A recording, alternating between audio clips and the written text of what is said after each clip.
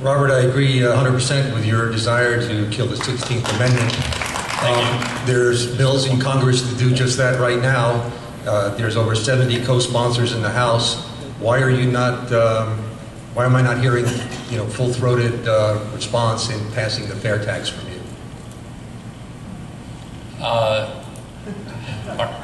Well, I'm not sure. The problem with the fair tax, I do like the fair tax, but until the 16th Amendment is repealed, we can't do it because first of all, if they pass the constitutional amendment through Congress, first I doubt it's ever going to get through Congress. I really do. But if it does, then we still have to go to the states, and we have to convince them to do it.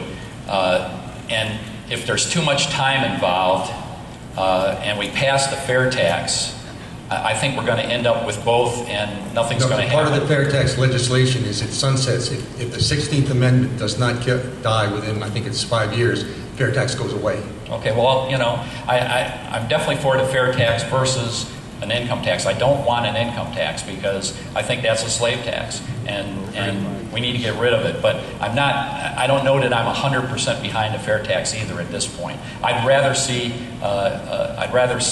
the 16th Amendment gone, no power to tax incomes, and actually at that point I'm hoping that will force us to have a smaller government, because the fair tax, if I recall, what is it, 23 to 27% sales tax or something? Or, equivalent of 30. Yeah.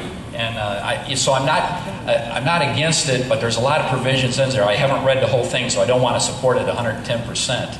Without knowing. I'm not like our Congress, people that vote on legislation that's 1,000 pages and they've never read the darn thing. So until I actually opine that I agree with something 100%, I need to know everything in it. And by the way, check it out. Yes. By the way, in terms of a smaller government, if you say we're going to slash revenues 50 or 70%, you're going to run into a political buzzsaw, or you're going to throw grandma over a cliff.